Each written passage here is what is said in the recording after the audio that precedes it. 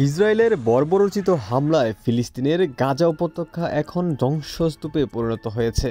Israeli নৃশংসতায় প্রতিদিনই প্রাণ হারাচ্ছেন নিরীহ ফিলিস্তিনিরা। ধ্বংসস্তূপে প্রিয়জনদের মরদেহ হন্য হয়ে খুঁজে চলেছেন অনেকে।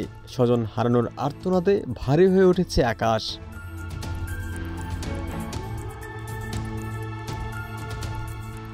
গাজায় এখন এক মুঠো খাবারের জন্য হাহাকার করছে ছোট্ট শিশুরা। নেই খাবার, পানি, বিদ্যুৎ, প্রয়োজনীয় কাপড়। চিকিৎসা নেওয়ার জন্য যেই হাসপাতাল প্রয়োজন তাও গুঁড়িয়ে দিয়েছে নেতানিয়াহুর সেনারা। বোমার আঘাতে ধ্বংস করা হয়েছে উপত্যকাটির মসজিদগুলো। ইসরায়েলি হামলার প্রতিবাদে বিশ্বব্যাপী নিন্দা ও সমালোচনার ঝড় উঠেছে।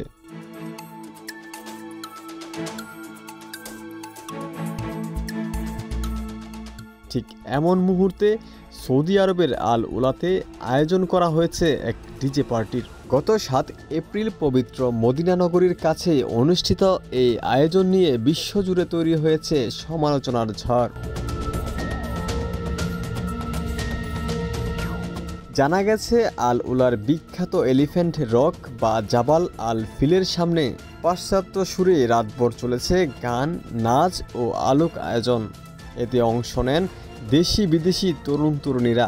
অনুষ্ঠানের ভিডিও ও ছবি সামাজিক যোগাযোগ মাধ্যমে ছড়িয়ে পড়লে ব্যবহারকারীদের অনেকে ক্ষোভ প্রকাশ করেছেন।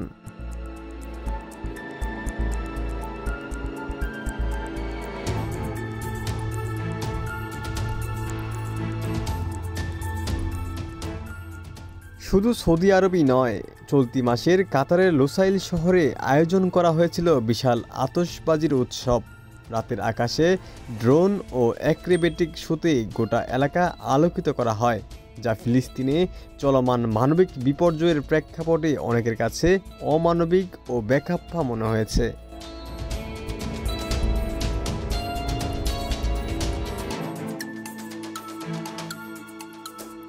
নিরীহ ফিলিস্তিনিদের ওপর ইসরায়েলি বাহিনীর এমন বর্বরতায় নীরব ভূমিকার জন্য সমালোচিত হচ্ছে মধ্যপ্রাচ্যের মুসলিম দেশগুলো। বাংলাদেশ সহ বিশ্বের বিভিন্ন দেশে যখন ফিলিস্তিনিদের পক্ষে বিক্ষোভ হচ্ছে, তখন আরব দেশগুলোতে চলছে নাচ, গান আর আতশবাজির উৎসব।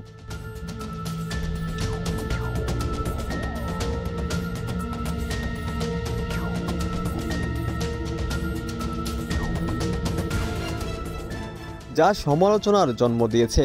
সামাজিক যোগাযোগ মাধ্যমে ক্ষোভ প্রকাশ করেছেন নেটিজেনরা।